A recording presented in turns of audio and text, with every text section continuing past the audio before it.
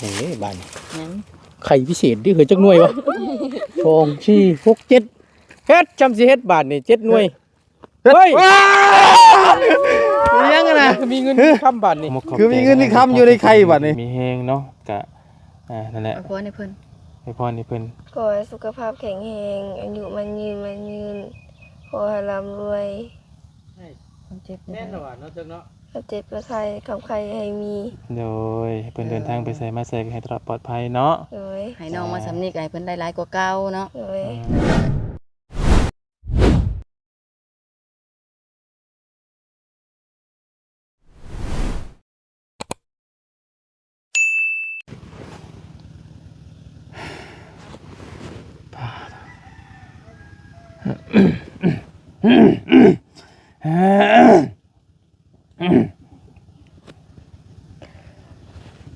กับสบายดีและสวัสดีเด้อพ่อแม่พี่น้องเนาะเบิดกูสู่คนเนาะพี่น้องเอ้ยก็ยินดีต้อนรับเข้าสู่ช่องของหมอยาวซาแนลอีกคือเก่าเด้อพี่น้องเอ้ยไปซะดิมาอีกเลยเนาะสัตว์มาบ่เมื่อย ทางน้องง่าพี่น้องกับสาวเพลงเนาะชวนกันไปหาแต่หน่อไม้พี่น้องเลยทางสาวเพลงเนี่ยเมื่อยแล้วแต่ว่าน้องง่านี่สู้ตายเลยพี่น้องยอมรับอยู่ว่าน้องเพิ่นขยันน้องง่านี่คือว่าขยันนะอันรู้มันเลยดิหมองง่านี่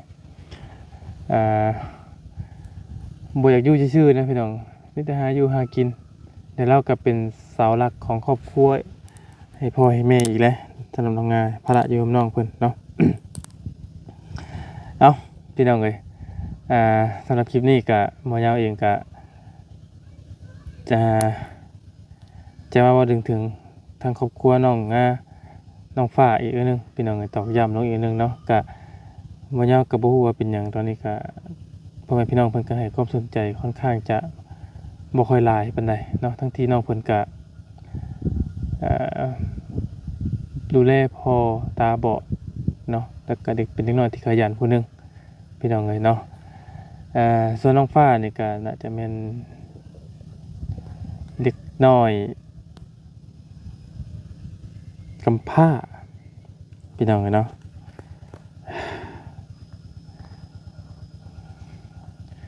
แล้วก็พอดีเนาะพี่น้องทั้งบ่ยาวฮู้ข่าวมาว่ามื้อนี้น่ะทางบ่อตูนเนาะพี่น้องเลยมีทั้งผู้ใหญ่ใจดีส่งเงินมาให้ทางบ่อตูนนี่เป็นสะพานบุญให้ซื้อโทรศัพท์ให้ทั้งน้องฟ้าพี่น้องเลยเนาะก็ถือว่าข่าวดีเนาะถือว่าดีมกดีใจน้ำน้องเพิ่นหลายๆเนาะเพราะว่าเห็นทางน้องเพิ่นกับบ่มีโทรศัพท์ใช้น่ะก็อีโตนอยู่พี่น้องจะคิดจังไดเนาะเอาสำหรับคลิปนี้กับทั้งมายาเองก็ต้องขอบคุณทั้งผู้ใหญ่ใจดีหลายๆทั้งวัตูนเนาะและที่นี่ผู้ใหญ่เพิ่นก็จะให้ทางวัตูนให้จะเป็นสะพานบุญแล้วและเพิ่นย่านทางน้องง่าเนาะเด็กน้อยมันอยู่น้ำกันนะพี่น้องเลยเพิ่นยันเกิดการน้อยใจกันเพิ่นก็เลยส่งเงินมาให้บ่ยาวพี่น้องเลยเนาะ2,000 บาทเพื่อให้ทางน้องงา 1,000 บาทเป็นธุระให้บ่ยาวเอาโทรศัพท์ของน้องนี่ไปเปลี่ยนหน้าจอพี่น้องผู้ใหญ่เพิ่นก็จุดประสงค์เพิ่นนั่นก็เป็นผู้ใหญ่ท่านเดียวกันกับทางบ่ตูนเนาะพี่น้องเอ้ยเพราะว่านี่ก็คือบ่ยาวสิว่าจังได๋เนาะพี่น้องก็คือเล็กน้อยเขาอยู่นำกันนะพี่น้องเอ้ยคือทางน้องฟ้าได้โทรศัพท์นี่ทางน้องงานี่ก็ใจลึกๆเขาก็อาจจะบ่เว้าหรอกว่าอันอิจฉาแต่ว่ามันก็ต้องจากไรคือหมู่เนี่ยพี่น้องคือว่าไงอยู่นำกันเนาะเล็กน้อยอยู่นำกันก็มันก็ต้องมีการเกิดจากไรนำกันหรือว่ามีการน้อยใจเกิดขึ้นแหละพี่น้องทั้งผู้ใหญ่เพิ่นก็เลยถ้าสิซื้อให้เบิด2คนบัดมันงบ ยังนักอยู่เพิ่นซอยหลายแล้วว่าซั่นเนาะเพิ่นก็เลยฝากเงินมาให้บ่ยาวนี่1,000 บาทพี่น้องเอ้ยจุดประสงค์ของเพิ่นให้บ่ยาวนี่ไปซ่อมโทรศัพท์ให้ทางน้องนะพี่น้องเอ้ยเนาะก็พี่น้องมีความคิดเห็นจังไดเนาะพี่น้องถ้าว่าหรือว่าพี่น้องจะให้ซื้อเครื่องใหม่ไปเลยบ่หรือว่าซ่อมให้น้องเพิ่นพี่น้องเนาะก็คือถ้าเงินมีมาพอบ่ยาวจะซ่อมให้น้องเพิ่นเนาะถ้าเงินมาบ่พอถ้าเงินมาอันบ่พอบ่ยาวก็สิซ่อมให้เพิ่นนะพี่น้องถ้าว่ามีพ่อแม่พี่น้องซื้อเครื่องใหม่ให้น้องเพิ่นได้ซะก็บ่ยาวก็สิเอาเงินตัว1,000 บาทไปเติมใส่กันเลยพี่น้องเนาะพี่น้องมีความคิดเห็นใดๆบ่หรือว่าใดๆพี่น้องก็คอมเมนต์มาบอกเลยพี่น้องเด้อเนาะก็มีแต่ว่า 1,000 บาทนี่บ่ยาวจะแจ้งน้องเพิ่นก่อนพี่น้องเอ้ยและถ้าว่าบ่มีผู้ใดช่วยน้องเพิ่นแล้วบ่ยาวจะเอาโทรศัพท์ไปเปลี่ยนหน้าจอให้น้องเพิ่นเอาไว้นั่นก็ได้เนาะพี่น้องเอ้ยหรือว่าพี่น้องมีความคิดเห็นจังไดบ่หรือว่าซ่อมให้น้องเพิ่นไปเลยบ่หรือว่ารอบางเทื่อมีผู้เพิ่นอยากซื้ออยากสมทบซื้อให้น้องเพิ่นหรือว่าจังใดพี่น้องเนาะพี่น้องเขามีความคิดอะไรก็คอมเมนต์เข้ามาหาบ่ยาวเด้อพี่น้องเด้อเนาะเอาเพื่อนี่แหละพี่น้องเอ้ยก็ถือว่ามาทันเวลาพอดีเนาะถ้ากะสิเป็นซ้อนเป็นแผนซ้อนแผนนะพี่น้องเอ้ยก็คือ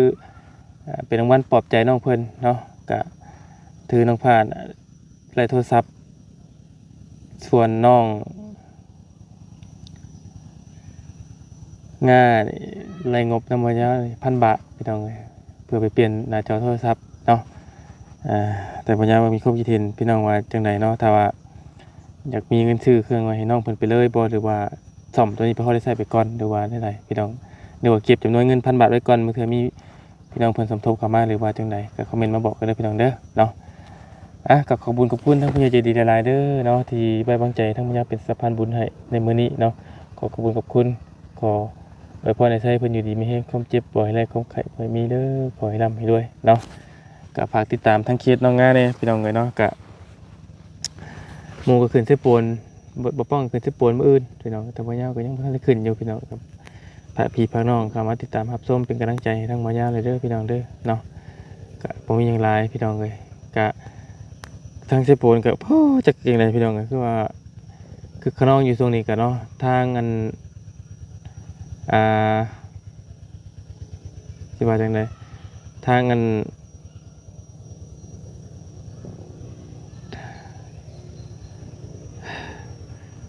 ทางพ่อน้องเลี้ยงบัดเอาเมียใหม่ทางพ่อบักไก่บัดเบี้ยสิปะทางพ่อน้องเจดีก็แยกทางกันลูกเรา3 คนนี่ว่าจักยังเป็นยังเนาะ มันรถจักยังเป็นยังคือแบบมันยุกมันย่อยคุกพึกกันนะพี่น้องกันเนาะ3 คนที่เดียวกันเลยเราก็เลยแต่กระบะทั้งประตูเพิ่นนั่นแหละพี่น้องกันเนาะผู้เป็นพ่อเป็นแม่แหละเอามีแต่ว่าทางตาเพลงเนาะพาเราไปหาน้ำไม้อยู่พี่น้องเลยก็คือ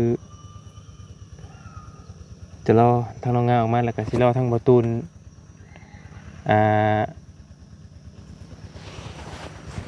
มอบโทรศัพท์แล้วก็สิไปยินดีน้ำน้องเพิ่นเลยเนาะพี่น้องไปยินดีน้ำน้องฟ้าแล้วบ่ยาวก็จะเอาเงินตัวนี้ปลอบใจให้น้องเพิ่นเนาะเอาพี่น้องมีความคิดเห็นอะไรก็คอมเมนต์เข้ามาไล่เลยพี่น้องเด้อถ้าบ่ยาวบ่ผิดบ่ถูกอะไรก็ขอโทษขออภัยหลายๆเนาะพี่น้องเอ้ยน่ารำกำเครียดพี่น้องเอ้ยช่วงนี้ก็โตแดดใหม่แห้งดีพี่น้องบ่ยาวก็รู้สึกว่าเจ้าของลำลงแห้งเนาะเพราะว่าตากแดดพี่น้องเอ้ยผมก็ยังบ่ได้ไปตัดเลยสิมาตัดให้มันทันมื้อนี้แหละพี่น้องเอ้ยลำช็อตพร้อมเลยพี่น้องเอ้ยพี่น้องบ่ยาวช่วงนี้ช็อตแห้งพี่น้องเอ้ยช็อตจนใหม่จนแหละจนกำพุ่นแหละพี่น้องเด้อไปสาวพี่น้องก็จะโจ้ไว้ก่อนเนาะเดี๋ยวสั่งน้องคนมาเดี๋ยวสั่งว่าน้องคนใหม่นะเพื่อนเนาะเดี๋ยวโดยสวัสดีเด้อพี่น้อง กินกะแลมเฮ้ย กูไปทำเนี่ยกะแลม อยากกินกระแลมเราเอาก็ยอมกันแล้วอยากกินกระแลม ทำอยากกินยังบ่อยากกินยังหวานอะไรจะมากินล่ะ อยากกินตอนนี้บ่ ก็ได้ เป็นไปได้ก็อยากตอนนี้แล้วล่ะเปล่าเนี่ยเย็นน้ำก้อนก็ได้นะ ว่าอะไรสบายดียังไง สบายดี สบายดีปอกหน้ำไม้อ๋อนิดหน่อยไปเก็บผักกะหญ้ามันเป็นผักกะหญ้าหรอบ่ยัง เป็นแล้วบ่จ๊ะ ยังมาจากเถื่อโอ้ ไม่ได้หลายสมุนแพงนะพามาเอาเลย มักหาน้ำไม้เนาะเจ้าหน่อยเนาะ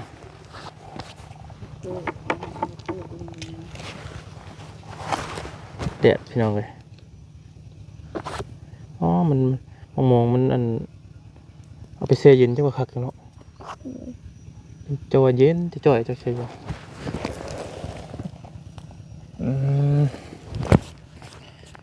บักงงเด้อพี่น้องเลย จะกระยับอีกที่จะกระเด็ดบนเหลืองตาจ้ะ กระเด็ดแล้ว เด็ดง่ายหรอปะแม่ไปได้ผังน้องพูนคิดกันอยู่หรอ อืม แจ้งเลยจริงเอามา เดี๋ยว ฮ้อน เอา กูไม่ได้ เอามันเก่ง งานแล้วนั่งดิ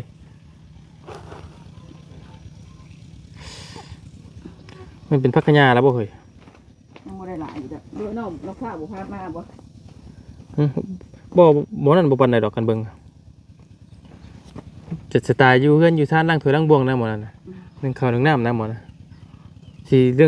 องกินอยู่หากินสิบ่สู้มื้อนี้ดอกค่อยเบิ่งเรื่องบุกเบียกนี่สิสู้น้องงามบ่ได้ดอก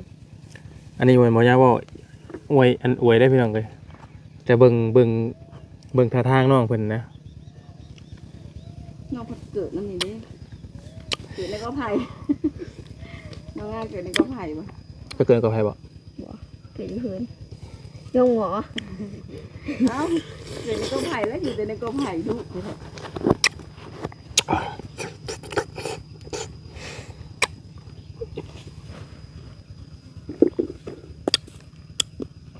เปล่าเข้าบ้านมันก็หลายนี่ เนี่ย มะม่วงเป็นเสานี่ บ่อ่ะพี่น้องมียาวอยู่ใส่ต้องมีกินอยู่หั่น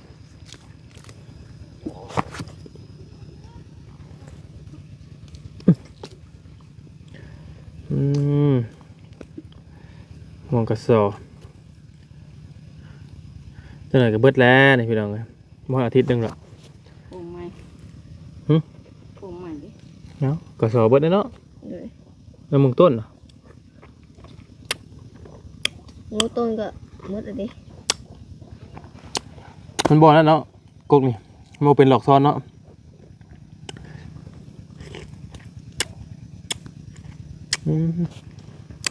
คักเลยพี่น้องเอ้ยกินแล้วก็มีน้ำกินนะบัด โอ้น้ำกินให้มาดี น้ำเบิดบ่ ทำมาแต่บ้านอันนั้นก็น้ำซื้อเกินเลย อืม ซื้อเอา น้ำตุกใหญ่คือกันบ่ เลย อืม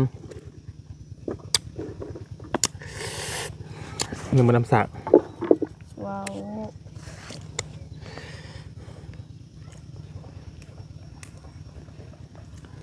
พากันไปหาเขาใช้กี่นี่นะ นี่เราไอ้เดี๋ยวนี้เราอยากมาเลย เบิกมาชัวเนาะเจ้าเนาะคนบ่ได้สู่เวียกสู่งานได้นะ เราก็อยากคอยผ่านเลย หึ คอยผ่านอันนี้มองหาดอันเงินดิ เอาไหมว่าเข้าใจ เขาอยากคอยไปผ่านนั้น อืม หวยเอาไป มือตัวเจ้าถ่ายเงินดิ อืมถ้าแพงไปนั่งมากี่ก็ถ้าแพง เด่น แนะน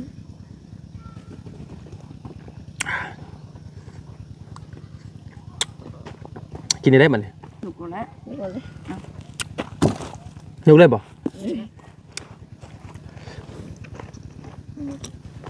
ยกเลยบ่เนี่ย เลย พี่น้องเลย โคตร ป้าเถอะกันต่อล้างมือก่อน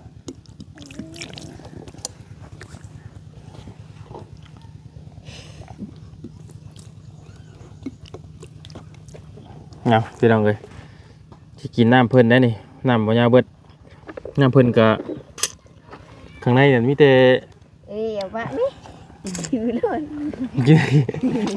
เลยพี่น้อง คือเห็นเนาะ มันเป็นตุกลีนเนาะ เปิด BC เก้า อุปธรรมมันอุปธรรมเปนี่นะอย่างนี้ พี่น้องเลยนี่ปริมาณ4 ลิตรว่าซั่น สิริหาบ่ก็คือตุกลิ้นน่ะตุกน้ำมันเครื่องน่ะพี่น้องเอ้ยจักปีได้นี่นะ โอ้ยเดี๋ยว2-3 ปีแล้ว 2-3 ปีแล้วเอา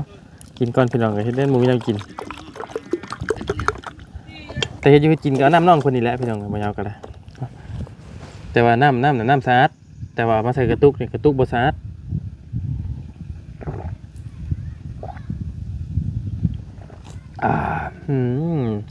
น้ำน้องงาก็อร่อยเหมือนกันนะนี่ต้องคนไทยหุดน้ำแรงพี่น้องเอ้ยเนาะออกไปหาน้องน้อยด้วยนี่น้องน้อยอยู่ที่ใหม่นี่คุณเจ้าไปตลาดนี่ไปตลาดใส่ก็ พระกุจาน นากุจาน มาจะพรวัชพรอัศพร โอ้พี่บอก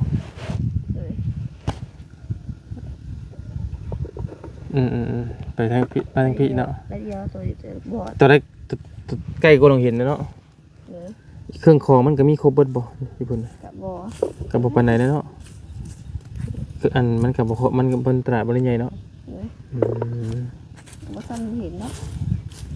ลองเห็นใหญ่กว่าบ่แต่ก็ยังบ่ซ้ำซิโนเฮาอยู่เนาะซิโนบ่ใหญ่กว่าอีกบ่เห็นเอาดีแล้วตลาดซิโนใหญ่เด้ตลาดซิโนใหญ่พี่น้องเอ้ยวันนี้เสียเมื่อเก่งบ่นี่ บ่ให้อายเมื่อกี้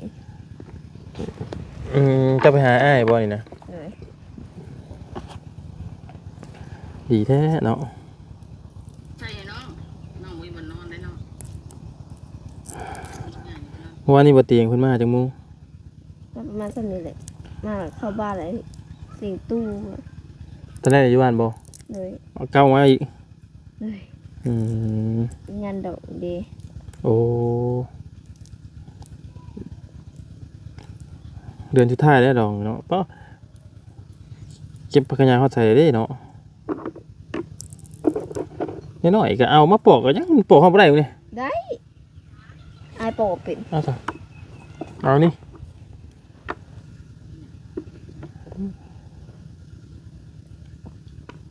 นอกจากหน่อไม้นี่จะไปหาอย่างไรอีกไปเลย กูจะรอกระปู รอกระปูเนาะอยู่บ้านจะมีหลงบ่หลงมีบ่หลงหลงนี้หลงป้าหลงใหญ่ๆนะ โอ้ ไปหาบ่มีบ่เรากับบ่มีบ่ มีกะอยู่ไก่ มีแต่มันอยู่ไกลเนาะ เลย เฮ็ดปวกออกได้อยู่บ้านบ่าวแม่นบ้านเจ้ายังมันออกเดือนได้บ้านเจ้า เดินหน้าลำหน้า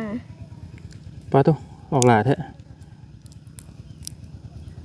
เอามันเฮ็ดปวกรุ่นแรกเลยตัวนี้ออกแล้วว่าปีนี้ยังอยู่บ่ยังบ่ทันได้ออกเลยพี่น้อง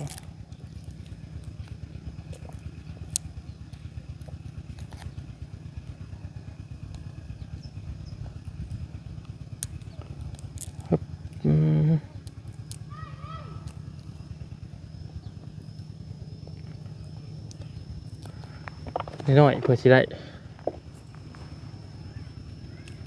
ดอกไม้เมื่อละอีบ่ผักขยามีหลายอยู่บ่ โอ้ย เอ้า ก็อยู่กำหนึ่งแล้วเนาะไม่เนี่ยมึงคัก ไปหาผักขยาได้ไปเฮ็ดหยังเด้เนาะ เราไปหาคุ้มจับไปกันเนาะ เจ้าก็มีแนวจักบ่ตูนนี่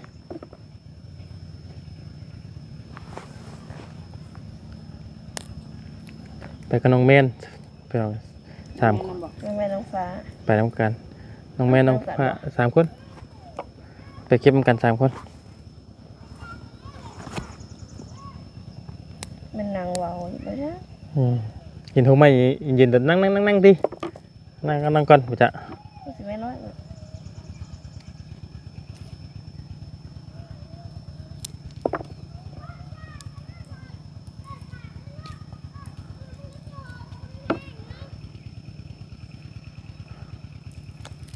ฮ้อนเอาพี่น้องโอ้ตัวมื้อนี้บ่เป็นสิฮ้อนกว่าเมื่อวานอีกเด้นี่ องก็เป็นพื้น เบิ่งเป็นซิวบ่ซิวแหลดเด้ซิวเสียนหมู่บ้านเจ้านี่มีจักหมู่บ้านนะเอ้ยมีจักหลังคา บูเลย โอ้โหบ่ ราคาเหื่อนบ่ แม่นมันว่าจังว่าในโรงเรียนบ้านเพิ่นประกาศบอกบ่ได้จะบ่ฮู้บ่ฮอดบ่อัน500 500 อ่า เอาเฮงแล้วเลย คิดว่านะฮอดอยู่บ่ กะประมาณนั้น ได้อยู่เนาะอะไรเนาะอะไรหลังคาเนาะบ้านน้ำบาวมันสิเข้า2,000หลังคาเลยบ้านน้ำบาวใหญ่เลยทับไปเฮ้ยทับกันบ่ นา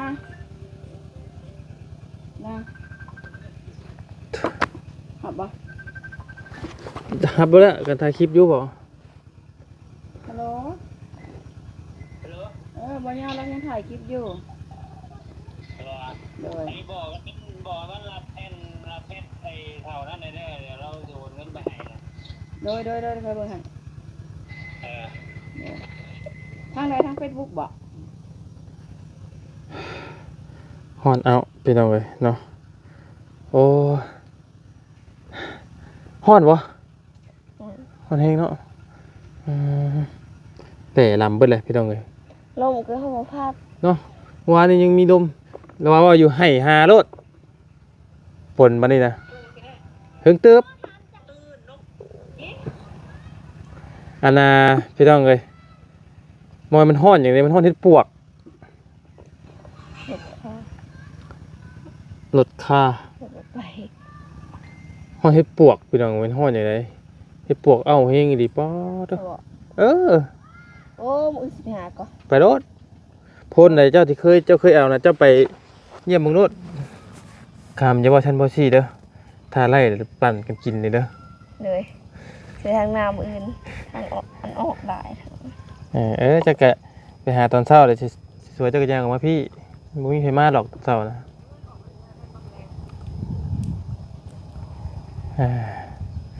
มีแต่ปั่นแล้วเอากินเด้อทำได้เด้อก็บอลนั้นเอาไปกินไรหรอกอิ่มหนึ่งพอหรอกอิ่มหนึ่ง ถ้ามันสิได้เลย ได้เจ้าเก่งอยู่แล้ว ให้ไปเลยเห็นอย่างตกปกแป๊กปกแป๊กกันกะ ผมมีดอก สิงูเนาะ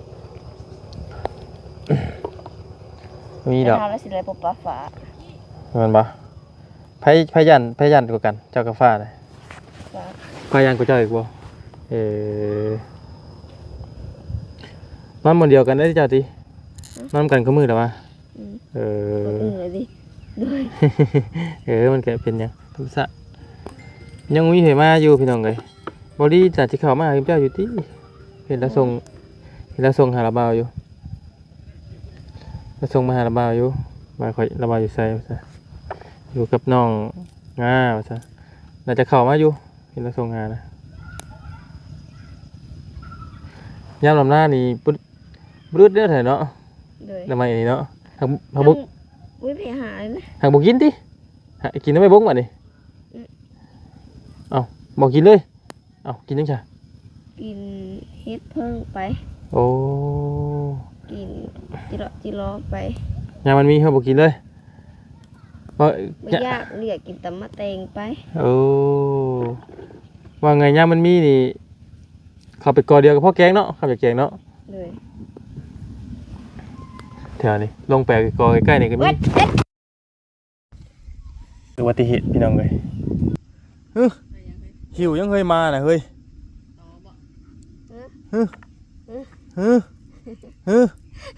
จับให้ได้เถอะยังวะมียังวะตอนไปคือไม่ได้มีอย่าง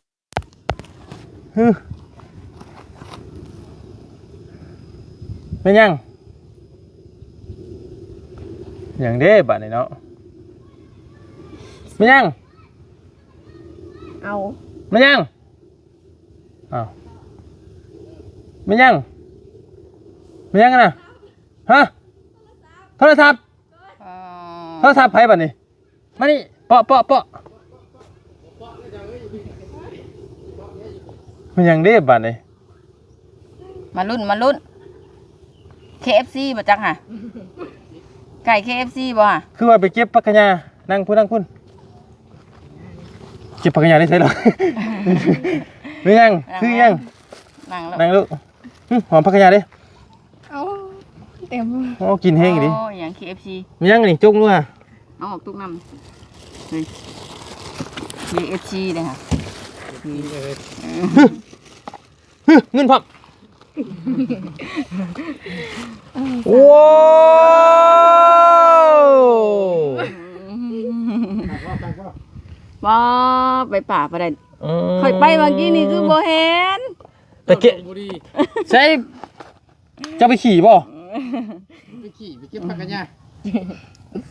รุ่นยังเฮ้ยนี่ รุ่นเทคอินฟินิก ฮะ คือ iPhone 17นะเว้ย คือว่า อ๋อ ก็ไอโฟน17 การว่า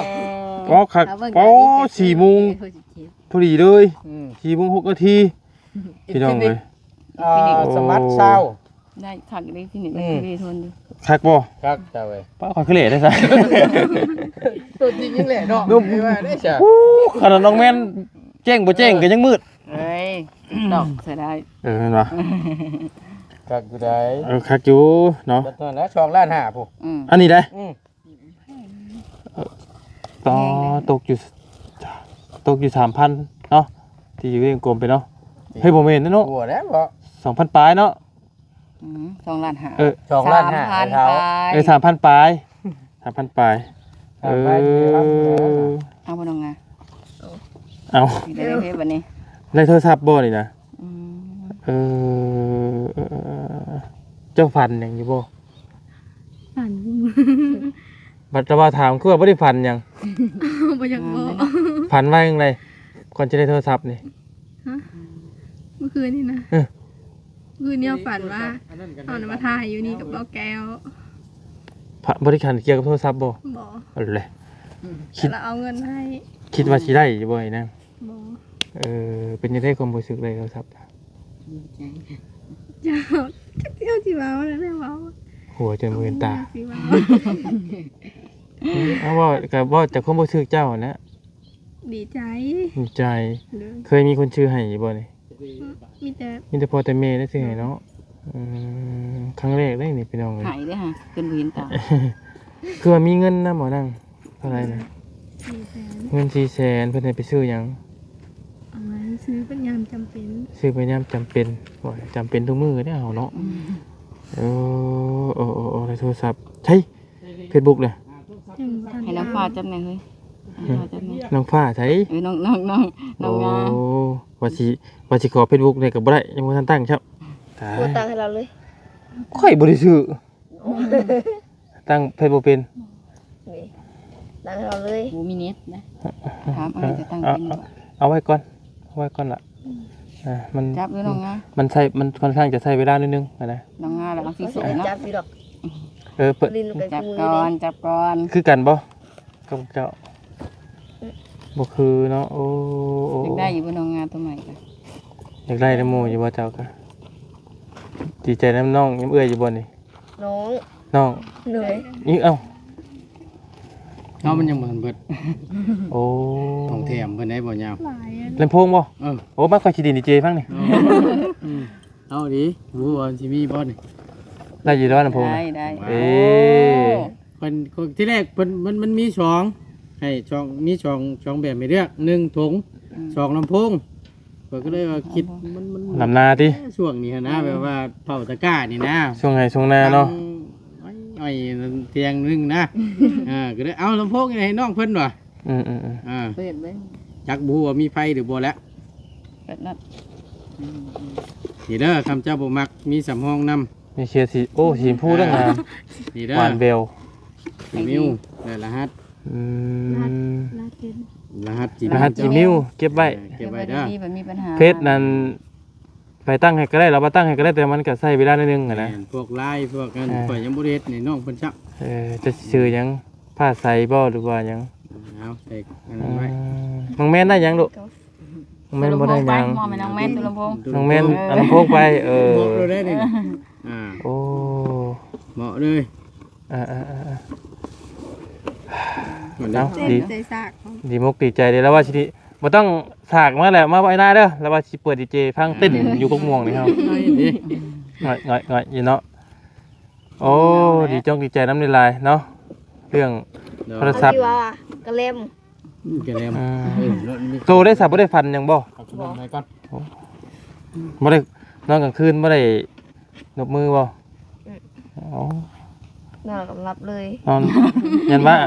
อธิษฐานบ่ได้อธิษฐานหยังได้บ่ บ่ วันนี้อธิษฐานเด้อ อธิษฐานนำแน่โต อธิ กะ ษฐานไง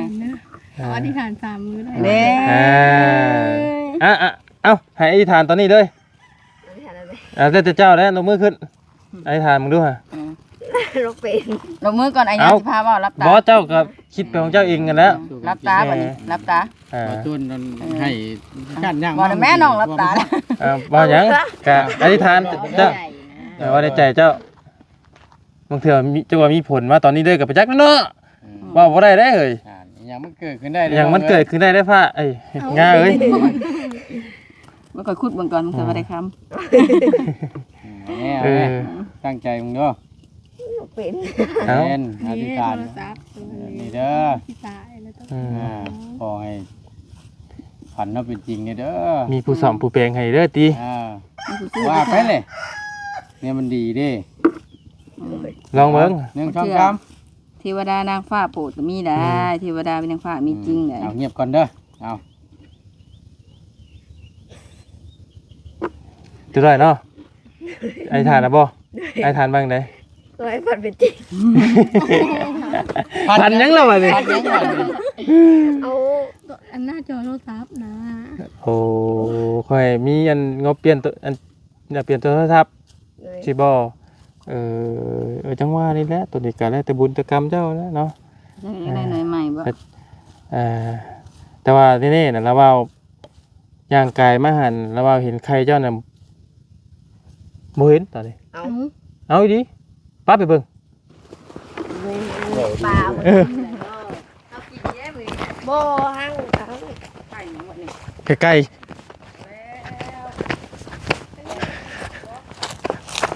ว่าอะไรเห็นอยู่จ้ะว่าอะไรเห็นอยู่ ๆในกล้องกระชากแท้ปักแม่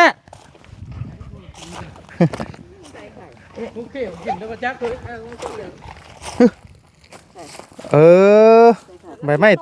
ไม้ปกเคยห่อยังอ่ะนะงา ไข่ดีบ่ ห่อยังอ่ะเอาเฮ้ย เอ้ยเป็นไง โอ้ยบานไข่พิเศษที่เคยจักหน่วยวะ2 4 6 7เฮ็ดจำสิเฮ็ดบาทนี่7หน่วยเฮ้ย ยังอ่ะนะ มีเงินคำบาทนี่ คือมีเงินที่ค้ำอยู่ในไข่บัดนี่ บ่เปิดเบิ่ง ฮะ เงินคอย ลงมาพี่ลูกละบ่มียังบัดนี่ มันแม่นของเจ้าอยู่บนห้าง ฮะ ใกล้แม่ไรเราว่าถามก่อน ไข่ออกเป็นเงิน ใกล้ออกเป็นเงินนี่ใกล้แม่ไรน่ะ บ่ ใช่เอิญมันมากุ๊ก ไปเองไป ไข่ไม่ได้น่ะเฮ้ย สียังใกล้แม่น่ะ มันฝากออกมาเป็นเงินบ่นี่ก็คักแล้ว หวยมันก็คักตัวนั้นแล้วสันเจ้าอย่าไปขามันเลยเด้อมันป่วยก็เอายามันกินใกล้แม่น่ะ เจ้าได้ดี โอ้ เงินเท่าจ้ะ โอ้ มันมีไผที่จะบ่ย เงิน เอาล่ะ ไปมาดีมึงเลย มันมีของเจ้าบ่บ่เห็นเงินเราได้เว้ย มาไว้เงินไผเจ้าก็เอาแล้ว มีชื่ออยู่เว้ยมันจะยากอยู่ได้บ่ยาวทำชื่อบ่มีนี่ ตายคักพาไปห่มก่อนฮ้อน ว่าเสียชวนตลอดว่าจะชวนตลอดเลย ยังไงนี่ฮ้อนพี่น้องเลย เล่นไข่ไก่นี่ไก่แม่ตัวนี้ ไก่ยังมาอยู่ในนี่นี่ตาย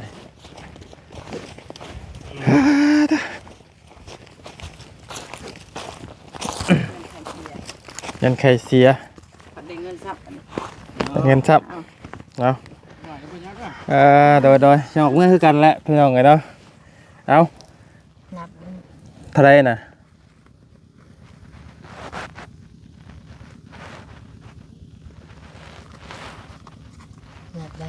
นับเงินก็บ่เป็นบาท ตื่นเต้น แล้ว 650,000 650,000เฮ็ดอันใดบัดนี้เฮาสิฮู้เจ้าของเงินบัด ปันกันบ่ ปันกันก็แท้ๆเนาะ จะกินกันเล่มเลยบัดนี้ เอาเสลยก็ได้พี่น้องเลยเป็นเงินเจ้าเองนั่นแหละเด้อพอดีทางประตูนมอบโทรศัพท์ให้ทางน้องฟ้าพี่น้องเลยก็เด็กน้อยเพิ่นอยู่นำกันนะพี่น้องเลยก็มีทางผู้ใหญ่ใจดีเนาะก็คือผู้ใหญ่ท่านเดียวกันกับที่ซื้อโทรศัพท์ให้ทางน้องฟ้าน่ะคนเดียวกันเด้อทางน้องฟ้านี่ได้โทรศัพท์เครื่องใหม่แต่ว่าทางน้องงานี่ แบ่งก่อน เพิ่นมาแปลงไปก่อนเนาะเพิ่นก็ทันได้มีงบหลายว่าซั่นพี่น้องเอ้ยก็ ไอ้เพิ่นให้ออกชื่ออยู่บ่ยาว ชื่อหยังก็ ท่านเดียวไอ้สมศักดิ์ ทางไอ้สมศักดิ์เนาะพี่น้องเอ้ยอันน่ะอีหล่าสิไปเปลี่ยนเองบ่หรือว่าสิให้ตาบ่าวเปลี่ยนให้ จะเอาไปเปลี่ยนให้ ให้ตาบ่าวเปลี่ยนให้บ่ เออ แต่บัดนี้ตาบ่าวน่ะมีความคิดเดี๋ยวนี้พี่น้องเอ้ยก็ตั้งมังกรเนาะจักมื้อหนึ่งสองมื้อจังไปเปลี่ยนบางเทื่อมีผู้เพิ่นอยากเฮ็ดจากซอยเขาซื้อเครื่องมาให้ก็มีนะก็โทรศัพท์ก็มันก็ค่อนข้างจะเน่าแห้งอะไรพี่น้องว่าไงเนาะนักแห้งนะเนาะจัก2 มื้อ ฮะ อีก2 มื้อไปเปลี่ยนเพิ่น อีกสอง ราคาก่อนถามราคา เดี๋ยวเราไปถามราคาก่อนเราบอกกับผู้ว่าราคาเท่าไหร่เนาะและอีก2มื้อเราบอกสิมา ถ่ายรูปไว้แบบมันเป็นรุ่นใดเผื่อจอบ่มีก็มี บ่แล้วเอามื้อแล้วอีก2มื้อแล้วสิเอามื้อเลยบ่เป็นหยังแล้วอีก2มื้อแล้วเราสิเอา บ่ได้เขาสั่งอะไรรุ่นนี้ ฮะ รุ่นนี้เขาสั่งเนาะ สั่งกะยาสั่งกะบ่เป็นหยังสั่งเฮาก็เอามาให้น้องเพิ่นอีกคือเก่าหั่นนะมีแต่ตั้งแต่อีก2มื้อมื้อเทื่อระบาสิมาไปเปลี่ยนให้ระบาก็บ่ฮู้ว่าราคาเท่าไหร่แต่ระบาแจ้งทางผู้ใหญ่ใจดีเพิ่นไปว่าประมาณ 1,000 บาทนี่เด้อประมาณ 1,000 บาทแหละก็คือถ้าว่าตอนนี้มีเงินอยู่ 1,000 บาทบางเทื่อเนาะบ่ได้บางเทื่อบุญน้องเพิ่นบางเทื่อบ่ยาวยังบ่อยากตัดสินใจไปเปลี่ยนให้น้องเพิ่นปึ๊บปั๊บแล้วบางเทื่อมีผู้ใหญ่ใจดีขอเพิ่มให้น้องเพิ่นก็ได้สัก 2,000 สินะให้ซื้อเครื่องใหม่ไปเลยก็มีบ่ยาวตีไว้ประมาณ3มื้อพี่น้องภายใน3มื้อ2มื้อถ้ายังบ่ได้บ่ยาวสิไปเปลี่ยนหน้าจอให้น้องเพิ่นเนาะบ่มีหยังหลายหรอกมีแต่ประมาณนั้นแหละคือทางน้องฟ้าได้โทรศัพท์ก็คือเจ้าก็ได้ 1,000 บาทพอได้ เป็นก่อน ใส่ไปก่อนเนาะมีแต่เดี๋ยวแป๊บนึงแล้วจังว่าเนาะก็ดีมกดีใจถือว่าครั้งแรกได้นี่เนาะพี่น้องเลยถือว่าครั้งแรกที่เซอร์ไพรส์เนาะส่วนน้องฟ้านี่ถึกเซอร์ไพรส์โทรศัพท์ก็บ่ฮู้ว่าประตูเนาะเซอร์ไพรส์แบบใดพี่น้องแต่ฮู้แต่ว่าไปเก็บผักขะยา แต่ว่าป่าแตกกูจำกินห้องบ่จักแม่นบ่ กำลังสิไปเก็บ ห้องมาเลยห้องเหมือนบ่กินเลย โอเคเดี๋ยวมันสิค่ำสิมืดเพราะว่าเราว่าสิเมื่อแบะทางน้อยสิมาตัดผมให้มันได้มื้อนี้เนาะมีแต่ว่าทางผู้ใหญ่ยังเกาะประตู เบาสมศักดิ์ ทางอ้ายสมศักดิ์เด้อมีแต่ว่าอยากให้ทางน้องอีหล่าลงมือแล้วทางอีหล่าขอบใจทางอ้ายสมภักดิ์ให้เพิ่นอยู่ดีมีแฮงเนาะก็นั่นแหละ เอาพรให้เพิ่น ให้พรให้เพิ่น ขอให้สุขภาพแข็งแรงอายุมันยืนขอให้ร่ำรวย คนเจ็บ แม่นว่าเนาะจังเนาะ เจ็บประทายคำใครให้มี โดยเพิ่นเดินทางไปไสมาไสก็ให้ตลอดปลอดภัยเนาะ โดย ให้น้องมาสำนึกให้เพิ่นได้หลายกว่าเก่าเนาะ โดย เลย มีแต่นั่นแหละทางน้องฟ้าว่านำได้ลูกเว้าโดดบอกให้เพิ่นอยู่ดีมีแฮงนั่นแหละเพิ่นอยู่ดีมีแฮง สา เด้ ธุ อ ขอให้ไอ้สมศักดิ์อยู่ดีมีแรงสุขภาพแข็งแรงร่ำรวยเด้อเอาเป็น ก็ฝึกไว้การขอบใจขอบคุณเพิ่นนี่มันอาจสิเป็นคำแค่คำเว้าของเฮาก็จริงแต่ว่าคนได้ฟังน่ะมันมีแฮงคือ ฝึกเว้าฝึกอวยพ ก็ ร มันบ่แตกต่างคือสมมุติว่าอ้ายบอกให้เจ้านี่โอ้ยไปไกลโลดนี่มันก็มันที่เป็นคำเว้าเฮาอยู่แต่เฮาอยากให้เด้อนะคือมันเป็นคำเว้าของเพิ่นคำเว้าของเฮาเป็นคำเว้าของเฮาก็อย่าแต่ว่าได้ยินคำว่าอวยพรได้ใส่ให้อยู่ดีมีแฮงมัน เพิ่นมัก ไผก็อยากได้ยินเท่านั้นแหละนะ เขามีแต่ว่าถือว่าเป็นเซอร์ไพรส์น้องๆเพิ่น ครั้งแรกพี่น้องเลยถึงโมเมนต์รางวัลใหญ่กะบ่เป็นหยังเนาะก็ถือว่าดีมกดีใจแทนน้องเพิ่นหลายๆพี่น้องเลยอันน่ะทางอ้ายเพิ่นฝากมาให้อ่าใส่น้ำมันพร้อม500 บาทน้ำมันรถไถพังเบิ่งอื่นนะบ่าวซื้อมาให้แล้วก็บ่าวสิเบิ่งบีรถไถเจ้าก่อนเนาะทางอ้ายแล้วว่าใส่วงเดียวบ่ก็จักเป็นเท่เนาะอันนั้นก็ได้ แล้วส่วนน้องแม่นนี่ไล่โทรศัพท์เด้อลูกเด้อก็ยังบ่เป็นมือของเจ้าก็บ่เป็นหยังลูกหล่ะก็แล้วว่าสิเอาเงินให้พอได้ซื้อกินเนาะ ค่ะลุงน้องบ่ ค่าน้องใช่ มีแต่ใบควาย อ๋อบ่มีเนาะเอามาคุยได้เอาได้กินได้ใบได้เนาะ 5,000นั่นแหละ ขอบใจ เข้าใจได้เด้เนาะเพราะว่าไฮไลท์มันยามเล็กน้อยนะพี่น้องเลยแต่บักขยันได้คือน้องอันนี้เพิ่นก็ถือว่าเป็นเด็กน้อยบ่ค่อยดื้อเนาะพี่น้องเนาะบ่ค่อยล็อกก็เล็กนิ่งๆเนาะบ่ค่อยหัวแข็งกับเฮาปานใดไม่ได้เว้าหยังไม่ได้หยังก็ไม่ได้กินหันกินนี่ก็บ่กล้ากินก่อนเฮาอีกเลยพี่น้องเอ้ยต้องให้เฮาพากินก่อนถึงกินได้เนาะก็ถือว่าใช้ได้พี่น้องเด็กน้อย3คนนี่ก็มารยาทดีอยู่เนาะดุมันป้าสามินมันสิคำระบาวเด้อทางระบาวสิพากันออกเมื่อก่อนเนาะส่วนเงินนั่นมีแต่ระบาวสิเก็บเป็นระบาวก่อนมีแต่คือระบาวเว้าเนี่ยภายใน3 มื้อน่ะภายใน3 มื้อคำว่าบ่มีงบบ่มีไผจะช่วยน้องว่าสิไปเปลี่ยนหน้าจอให้เจ้าเด้อนางเด้อจักค่าจอก็สิแม่นเท่าไหร่แล้วคำมันเดือระบาวก็มาให้เจ้าคือเก่าเด้อถ้ามันบ่พอก็จังว่ากัน เราให้50,000พอได้มาซื้อกระแลมกินแมลงนำทางเด้อป้าสารว่าออกเมื่อป้าก่อนอยู่ดีมีแห้งเด้อตอนทั้งนั้นนี้กันเดี๋ยวทางบ่ยาวเองก็ต้องขอบคุณทั้งอ้ายสมศักดิ์เนาะขอให้อ้ายอยู่ดีมีแห้งนะอ้ายเด้อขอให้ร่ำให้รวยสุขภาพร่างกายแข็งแรงความเจ็บบ่ให้ได้ความไข้บ่ให้มีนอนหลับก็ขอได้เงินหมื่นเด้อเนาะนอนตื่นก็ขอได้เงินแสนแบนมือมาให้ได้แก้วมณีโสดให้ได้มาเบียดอ้ายเด้อได้ขี้เดียดจังได๋ได้มาใกล้เนาะขอบคุณในหลายขอให้อยู่ดีมีแห้งพร้อมครอบครัวว่าสิเดินทางไปไสมาไสก็ให้ตลอดปลอดภัยได้เด้อเนาะขอบใจหลายๆที่ไว้วางใจทางบ่ยาวเป็นสะพานบุญให้ในมื้อนี้เนาะขอให้น้องเพิ่นประสบความสำเร็จในครอบครัวเนาะ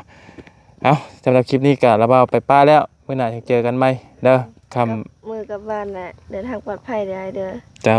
ขอบใจคือกันเนาะฮ้อนพี่น้องเอ้ยไปป้าก่อนบัดอยู่ดีมีแฮงพี่น้องบ๊ายบาย